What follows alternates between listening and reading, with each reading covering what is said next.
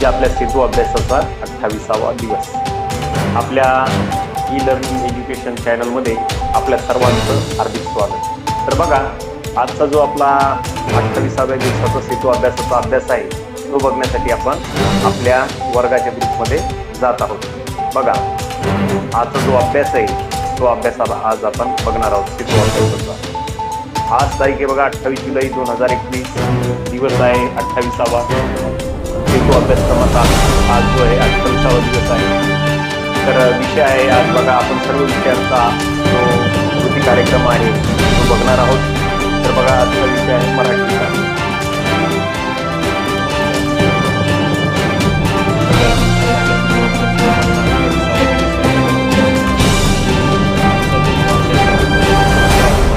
त्याच्यामध्ये क्षेत्राभ्यासामध्ये आपल्याला बघायचं आहे व्याकरणाचा भाग बघायचा आहे. व्याकरण हा बघा आपल्या भाषेचा सर्वात मोठा आत्मा असं म्हटलं तरी चालेल, कारण की व्याकरणाला भाषेचा पाया असं म्हटलं तरी काही वावगं ठरणार नाही. तर बघा, यामध्ये आज आपल्याला कौशल्यामध्ये वाचन आणि लेखन या संबंधीचा अभ्यास करायचा आहे बघा. त्यानंतर आपल्याला आजच्या याच्यामध्ये अभ्यासामध्ये संबोध काय आहे तो संबोधसुद्धा आपल्याला बघायचा आहे. तो आहे संबोधाचा सुद्धा अभ्यास आपल्याला करायचा आहे. तर व्याकरणाच्या घटकामध्ये सगळ्यात महत्त्वाचा जो घटक आहे व्याकरणाच्या घटकामध्ये तो आहे म्हणजे आजच्या याच्यामध्ये व्याकरण घटकाची माहिती घेतात व त्यांचा लेखनात योग्य वापर करतात. उदाहरणार्थ क्रियापदांचे प्रकार याविषयी. त्यानंतर 7वीमध्ये विविध विषय आणि उद्देशासाठी लिहिताना इतर व्याकरणिक घटकांचा उपयोग करतात. त्यानंतर जाणून घेऊया बघा, पुढील वाक्यातील कर्म असणारी आणि नसणारी वाक्य वेगळी आपल्याला मांडायची बघा. तर आता इथं वाक्य दिलेली आहेत बघा. इथं वाक्य काय आहेत तर बघा, घंटा वाजली पहिलं वाक्य आहे. दुसरं आहे सुलू सायकल चालवते. त्यानंतर बघा, आपण सर्वजण जाऊया. चौथं वाक्य आहे बंड्या आणि जॉन खेळताना पडले. सुमी छान वाजते. 6 नंबरचं वाक्य आहे बाईंनी खडू आणला. आता पहिलं वाक्य आहे घंटा वाजली.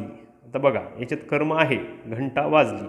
याच्यात कर्ता जरी नसला तर कर्म मात्र आहे. त्यानंतर सुलू सायकल चालवते. यामध्ये सायकल हे काय आहे, कर्म आहे. त्याच्यानंतर आपण सर्व जाऊया. याच्यामध्ये मात्र कर्म नाही आहे. बंड्या आणि जॉन खेळताना पडले. आता याच्यातसुद्धा कर्म आहे. सुमी छान वाजते. आता सुमी काय वाजते, छान वाजते, परंतु काय वाजते हे काही सांगितलेलं नाही, त्याच्यामुळे कर्म नाही, म्हणजे अकर्मक क्रियापद. बाईंनी खडू आणला. याच्यामध्ये हे सकर्मक आहे, कारण की खडू हे कर्म आहे. म्हणजे बघा, कर्ता, कर्म आणि क्रियापद हे आपल्याला माहिती असणं आवश्यक आहे. आणि याच्यावरूनच क्रियापदाचे 2 प्रकार पडतात, एक सकर्मक क्रियापद आणि एक अकर्मक क्रियापद. आणि ज्यामध्ये कर्म असते त्याला सकर्मक क्रियापद म्हणायचं, आणि ज्यामध्ये कर्म नाही त्याला म्हणायचं अकर्मक क्रियापद. असे क्रियापदाचे 2 प्रकार आहेत. तर बघा, वरील वाक्यावरून आपल्याला ते समजून जाईल. आणि त्याचप्रमाणे आपण अधिकचा अभ्यास करण्यासाठी बघा, भाषापेटीतील कृतीची चित्र दाखवून त्यावरून वाक्य तयार करून घ्यावी आणि त्याच्यावर चर्चासुद्धा आपल्याला करता येईल. म्हणजे हे लक्षात ठेवा, पुढील वाक्यातील जे आपण वरती जे वाक्य पाहिलेले आहेत कर्म असणारी आणि कर्म नसणारी, ते लक्षात ठेवायची आणि त्याच्यानुसार आपण याच्यासारखे सरावासाठी अधिकचे आपण वाक्य करू शकतो. त्याच्यानंतर आपण सक्षम काय बनणार आहोत की सकर्मक क्रियापद कशाला म्हणायचं आणि अकर्मक क्रियापद कशाला म्हणायचं. आणि हे जर आपल्याला माहिती झालं तर निश्चितच आपल्याला कोणत्याही वाक्यातलं कोणतं वाक्य हे सकर्मक क्रियापदाचं आहे आणि कोणतं वाक्य अकर्मक क्रियापदाचं आहे हे तात्काळ आपण सांगू शकतो.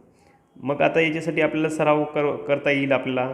तर सरावासाठी काय करता येईल आपल्याला बघा, सराव करायचा आहे आपल्याला. म्हटलं आहे चला सराव करूया.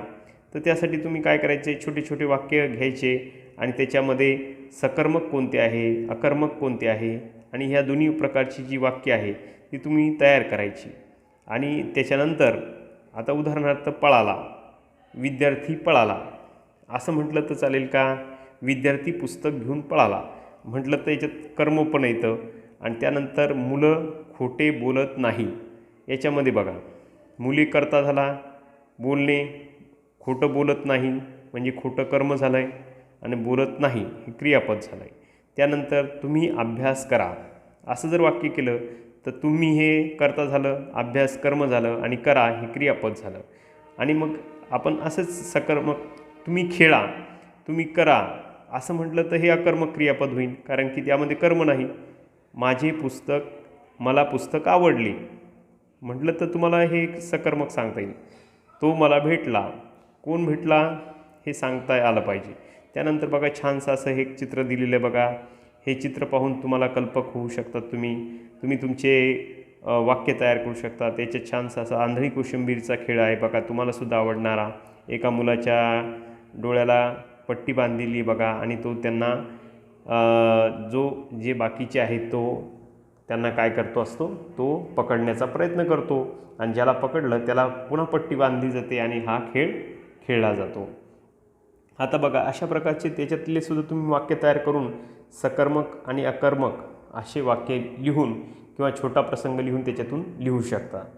त्यानंतर बघा पूरक साहित्य स्रोत सांगितलेले आहेत. त्यासाठी तुमचं इयत्ता 6वीचं जे पुस्तक आहे, पाठ्यपुस्तक, इयत्ता 7वीचं जे पाठ्यपुस्तक आहे त्याचा तुम्ही सराव, त्याच्यातील वाक्याचा, त्यातील उतार्याचा सराव तुम्ही करू शकता. अशा प्रकारे बघा आपल्या या मराठीचा जो आजचा सेतू अभ्यासक्रमाचा अभ्यास आहे त्यामध्ये आपण काय बघितलं, क्रियापद आणि क्रियापदाचे प्रकार. कारण की शब्दांच्या ज्या जाती आहेत, नाम, सर्वनाम, विशेषण, क्रियापद, क्रियाविशेषण, शब्दयोगी अव्यय आणि उभयनामी अव्यय यामधील क्रियापद आणि क्रियापदाचे प्रकार यांचा आपण अभ्यास बघितलेला आहे.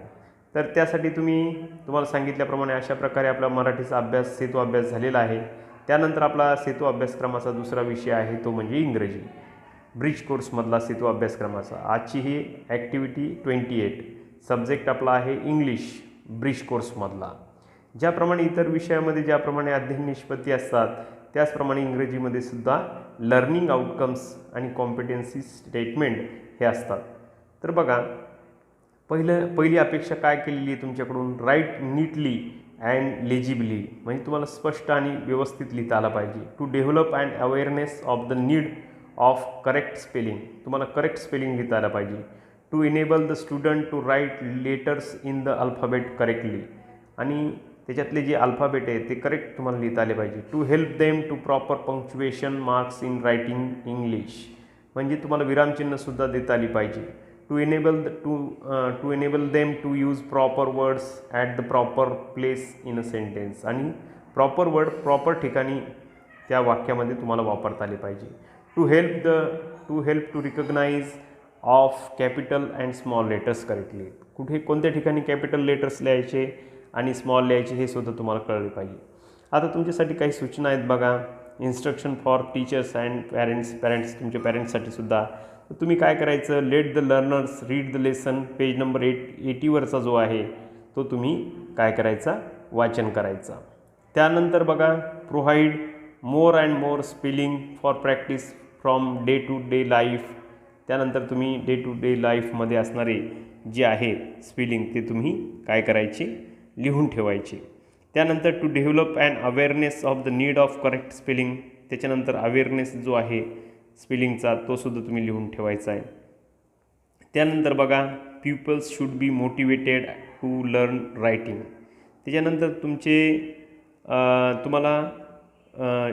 तुम्हाला प्रेरणा मिळाली पाहिजे वाचण्याची, लिहिण्याची.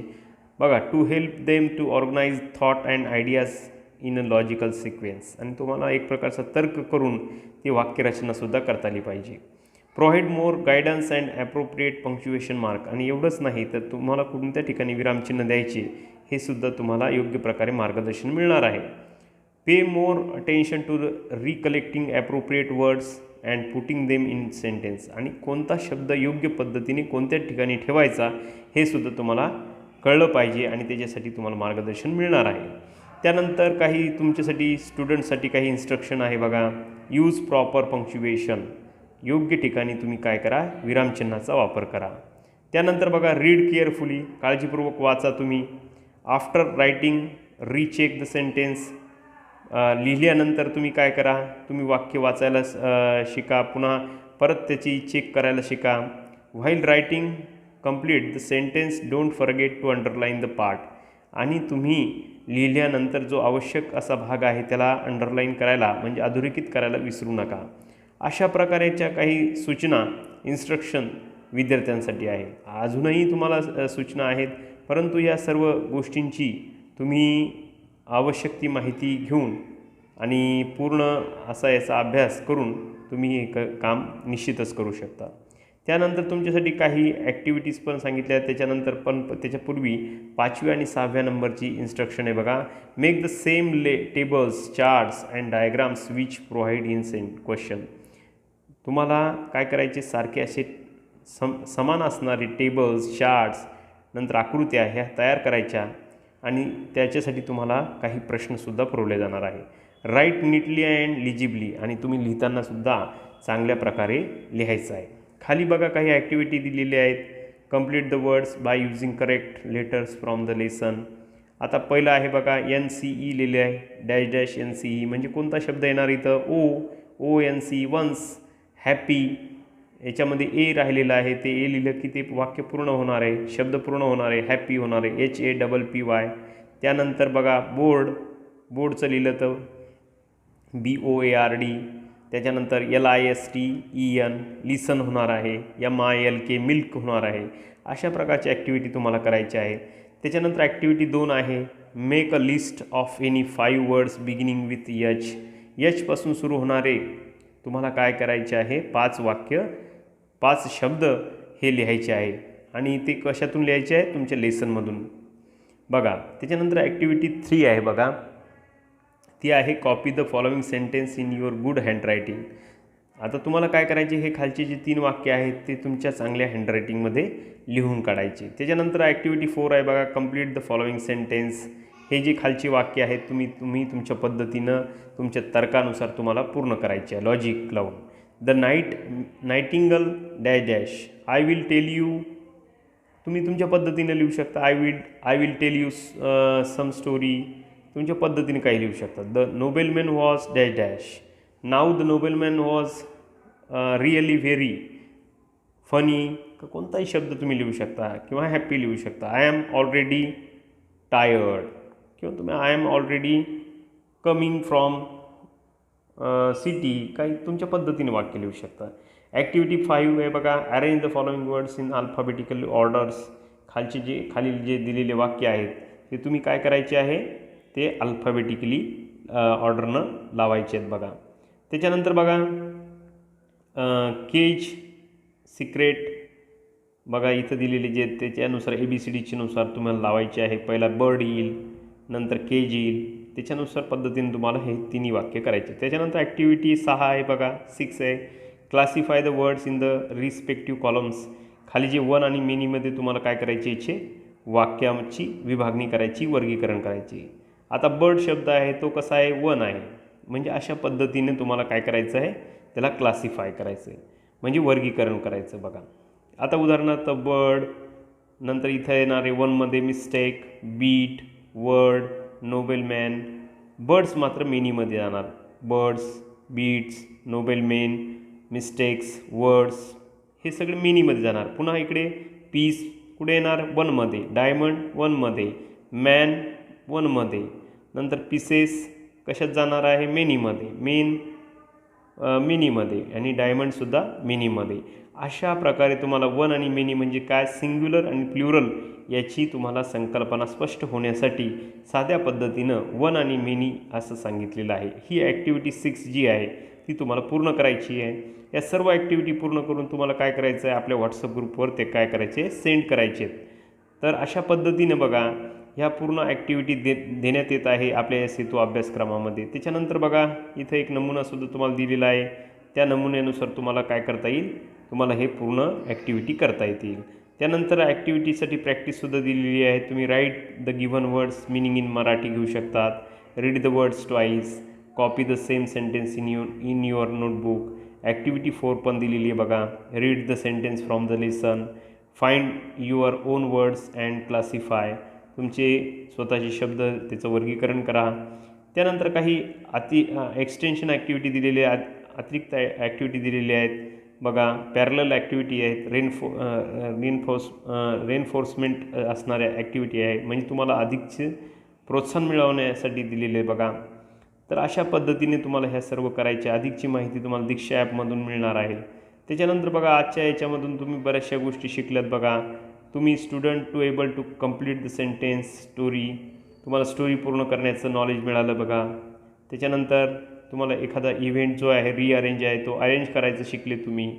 त्यानंतर students able to write the answer in the question ask, जो काही प्रश्न विचारले त्याची उत्तर द्यायला सुद्धा तुम्ही तयार झालात. अशा प्रकारे student is able to write neatly and legibly, म्हणजे तुम्हाला अतिशय चांगल्यापणे शुद्ध आणि व्यवस्थित पद्धतीने तुम्हाला लिहिण्याची सुद्धा सवय झालेली आहे.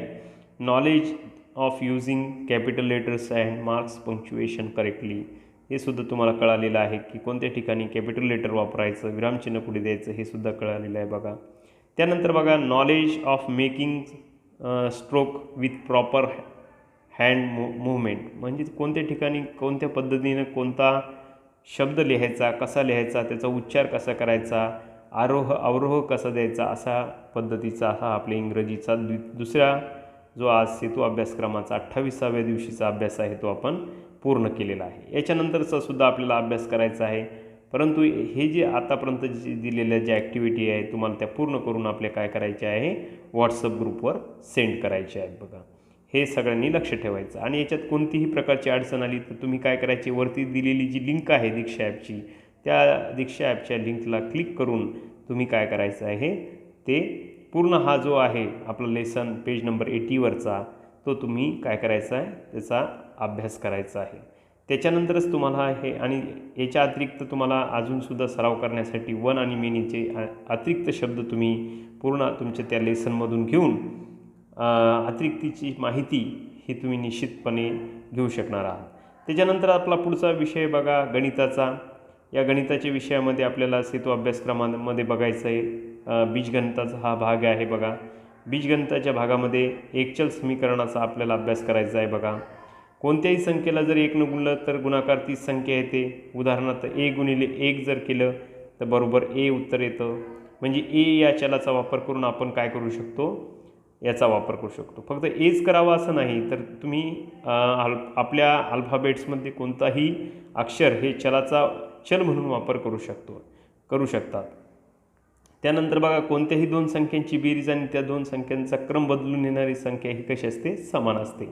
आता उदाहरणार्थ a अधिक b बरोबर काय होणार आहे, b अधिक a, म्हणजे जरी बदलली तरी तुम्हाला ते कळणार आहे. त्याच्यानंतर बघा हे गणित सोडून पाहिजे तुम्हाला.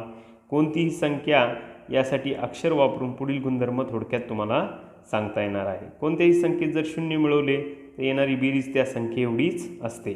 त्यानंतर कोणत्याही दोन संख्यांचा गुणाकार आणि त्या दोन संख्यांचा क्रम बदलून केलेला गुणाकार हे समानच असतात. त्यानंतर बघा प्रश्न क्रमांक 2 सुद्धा दिलेला आहे. अक्षर वापरून लिहिलेले गुणधर्म शब्दात तुम्हाला लिहायचे. x वजा 0 बरोबर x हे जे आहे ते तुम्हाला कोणत्या प्रकारचं गुणधर्म सांगता येणार आहे की कोणत्याही संख्येतून जर 0 वजा केले तर मिळून येणारी जी उत्तर आहे किंवा वजाबाकी आहे ती त्या संख्येएवढीच असते असं तुम्हाला सांगता येईल. भागाकाराच्या बाबतीतही तेच सांगता येईल की कोणत्याही दोन संख्यांचा भागाकार केला असता त्यातील जर त्या संख्येला जर 1 ने भागितले तर तिचा उत्तर जे आहे त्या भागाकाराचं तीच संख्या येते. अधिकची माहिती घेण्यासाठी तुम्हाला काय करता येईल बघा, दीक्षा ॲपमध्ये जाऊन या लिंकला तुम्ही काय करा, क्लिक करा आणि एक चल समीकरणाविषयी अधिकची माहिती तुम्हाला यातून मिळू शकते. आपला हा जो बीजगणिताचा जो घटक आहे त्याची अधिकची माहिती तुम्हाला समजू शकते. आणि या प्रकरणातून तुम्हाला काय समजलं तर तुम्हाला जी तुमच्या मनात ठेवलेली जी चलाच्याबद्दलची जी संख्या आहे, कोणत्याही समजा उदाहरणार्थ एखादी संख्येत जर तुम्हाला म्हटलं की एखाद्या संख्येची दुप्पट, म्हणजे एखाद्या संख्येची दुप्पट म्हणजे ती एखादी संख्या म्हणजे तुम्ही तुमच्या मनामध्ये गृहीत x धरू शकतात, y धरू शकतात किंवा अल्फाबेट्समधले कोणतेही अक्षर चल म्हणून घेऊ शकता आणि तिची दुप्पट म्हटलं तर ती संख्येची दुप्पट म्हटलं एक्सची दुप्पट म्हटलं 2x असं वापर करू शकतात. माहीत नसलेल्या संख्येसाठी अक्षराचा तुम्ही वापर करू शकता.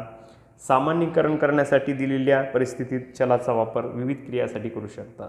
पुढचा अभ्यासक्रम आहे आपला सेतू अभ्यासक्रमामधला विज्ञान विषयाचा. बघा खाली चित्र पाहून तुम्हाला कार्य आणि बल यांचा परस्पर संबंध थोडक्यात तुम्हाला लिहिता येणार आहे. त्याच्यानंतर बघा आता बघा इथे जी क्रिया दिसते बघा ज्याप्रमाणे एखाद्या विहिरीमध्ये रहाट असतं, रहाटाद्वारे ज्याप्रमाणे पाणी काढलं जातं त्याच पद्धतीनं म्हणजे तुम्हाला सांगता येईल. त्यानंतर बघा योग्य पर्यायसुद्धा तुम्हाला निवडायचे आहे. पदार्थाच्या अंगी असणारी कार्य करण्याची क्षमता ही कशी आहे?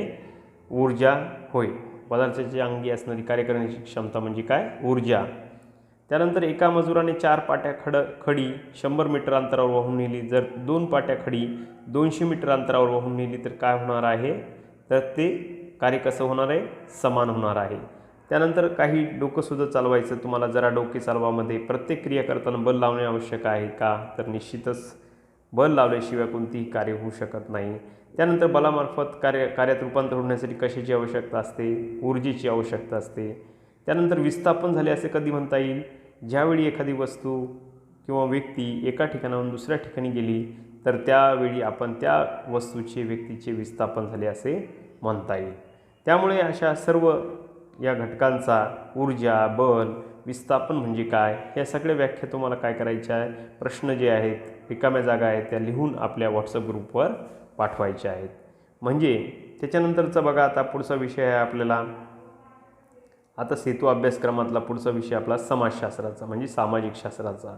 आजच्या या 28व्या दिवशी भूगोलाचा असलेला आपला 7वीचा जो घटक आहे नैसर्गिक साधने. याच्यातून अध्ययन निष्पत्ती काय अपेक्षित केलेली आहे? नैसर्गिक संसाधने आणि सजीवाचे अवलंबत्व स्पष्ट करतो. बघा पहिले काही बाबी आठवूया. संसाधने म्हणजे काय? की ज्या गोष्टी आपल्याला नैसर्गिकपणे प्राप्त होतात किंवा मानवनिर्मित प्राप्त होतात अशा प्रकारच्या अशा प्रकारच्या साधनांना संसाधने असे म्हणतात. आता हे संसाधने कशी असू शकतील? नैसर्गिक असू शकतील, काही मानवनिर्मित असू शकतील. परंतु आपल्याला आज काय बघायचं आहे? नैसर्गिक संसाधने हा जो 8वा घटक आहे 6वीच्या इयत्तेतला त्याचा अभ्यास आपल्याला करायचा आहे. बघा इथे चित्र दिसतंय तुम्हाला 6वीच्या भूगोलाच्या पाठ्यपुस्तकातलं चित्र आहे. बघा या खालील व्यवसायामध्ये कोणत्या नैसर्गिक संसाधनाचा उपयोग केला जातो? तर इथं बघा बैलाचा म्हणजेच काय? बैल हा जो आहे प्राणी याचा नैसर्गिक संसाधनाचा वापर केला जातो. शेती करत असताना शेतकरी आपला बैलाचा काय करतो? नैसर्गिक संसाधने म्हणून वापर करतो.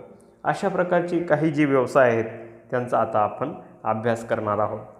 त्याच्यानंतर बघा आता सुरुवातीला आपण बघितलं शेतीच्या दृष्टीनं बैल हे अत्यंत आवश्यक आहेत बघा. आणि बैलांना एक प्रकारे नैसर्गिक संसाधनच म्हटलं जातं आणि शेतकरी हा त्याचा आपल्या शेतामध्ये चांगल्या प्रकारे वापर करतो आणि त्याच्यासाठी त्या नैसर्गिक संसाधनाचा सुद्धा त्याच्याकडे अतिशय लक्षपूर्वक त्याच्याकडे लक्ष ठेवून त्याची काळजीसुद्धा घेत असतो. त्याला एखाद्या देवतेप्रमाणे सुद्धा मानतो आणि त्याची पूजासुद्धा करतो. पोळ्याच्या दिवशी आपल्याला माहीत आहे की बैलाची सुद्धा आपण पूजा करतो. म्हणजे बैलाला एक प्रकारे देवताचं स्वरूप मिळालेलं आहे नैसर्गिक संसाधनासारखं. त्यानंतर इथं वीटकाम करताना दिसत आहे बघा. वीटकामामध्ये सुद्धा माती हे सुद्धा एक नैसर्गिक संसाधन आहे. त्यानंतर बघा तुम्हाला काय समजले बघा. हे सर्व काही तुम्ही लिहायचं. खाली लिंक दिलेली आहे दीक्षा ॲपची.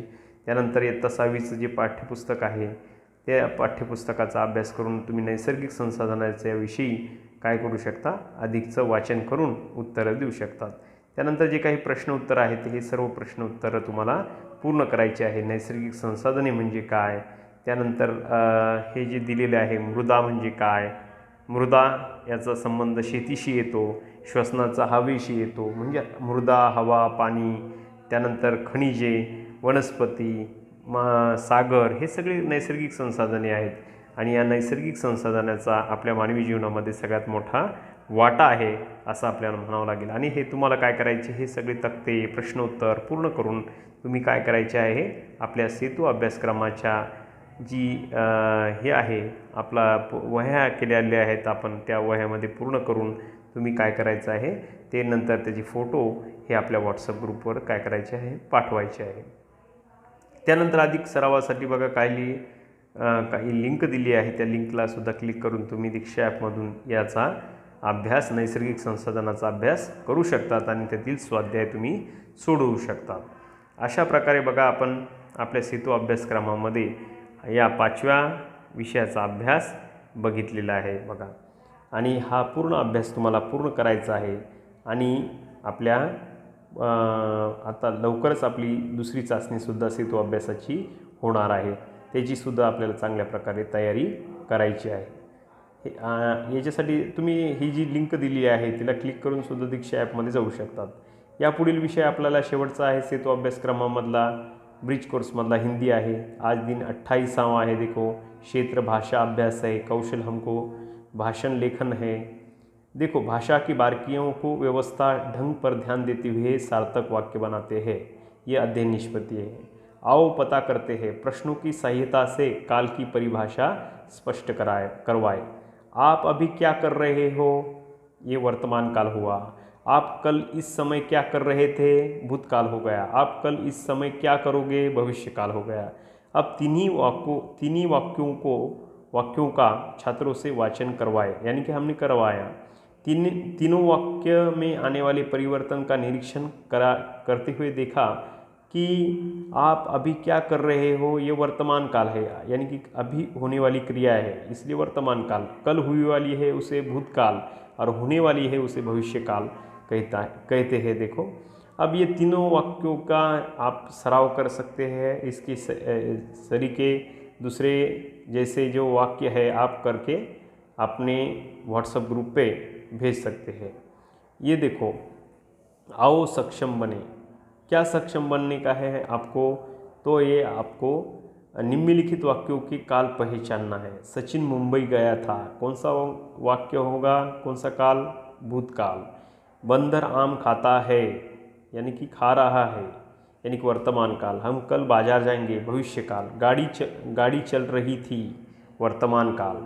ये सब काल जो है आपको ध्यान में रखे, इसके जैसे आपको वाक्य करने के हैं और ध्यान में रखते हुए ये पूरे जो अध्ययन है हमारा वो आपको पूरा करके कॉपी में हमारे व्हाट्सएप ग्रुप पे भेजना है. ये देखो चित्र दिया है, मैंने भरपेट खाना खाया है, मैं खा रहा हूँ, मैं खाऊंगा. इस तरह से कल मैंने भरपेट खाना खाया था, ये भूतकाल हो गया. आज खा रहा हूँ, ये वर्तमान काल है और खाऊंगा भविष्य काल है. आप इसका गुट में खेल खिलवाते हुए काल की संकल्पना भी स्पष्ट कर सकते हैं. इसलिए आपको क्या करने का है, 2 गुट करने के हैं. एक वाक्य देने को कहो और दूसरे गुट को आप उसका काल पहचानने के लिए कहो. इसके वजह से आपको वाक्य और उसका काल, इसका पूरी जानकारी मिल जाएंगी. इसी दूसरी गुट के अनुसार आप वाक्य भी तैयार कर सकते हैं और उसका पूरा अध्ययन कर सकते हैं. पूरक साहित्य के लिए आप 5वीं कक्षा की व्याकरण की पुस्तिका या दीक्षा ऐप भी आपके उपयोजन में ला सकते हैं. इस तरह से सेतु अभ्यासक्रम के लिए अधिक से ऑनलाइन टेस्ट भी आप छोड़ सकते हैं, उसकी भी लिंक दी है. वो ऑनलाइन टेस्ट को आप क्लिक करके आप पूरे विषय के जो लिंक है वो पूरी कर सकते हैं. इस तरह से देखो, ये मराठी का क्लिक करें. सर्वांना बघा, आज आपण सगळा काही अभ्यास दिलेला आहे तो पूर्ण तुम्ही करून आपल्या व्हॉट्सअप ग्रुपवर तुम्ही काय करायचं आहे, सेंड करायचं आहे. सर्वांनी आजच्या या सेतू अभ्यासक्रमामध्ये लक्षपूर्वक आपण ऐकलं आणि हा पूर्ण अभ्यास तुम्ही ऐकल्याबद्दल आणि पूर्ण करण्यासाठी तुम्हाला शुभेच्छा देऊन ही आज आपली तासिका आपण पूर्ण करत आहोत. आणि अशा प्रकारे आपला सेतू अभ्यासक्रमाचा 28वा दिवस संपन्न झाला. धन्यवाद.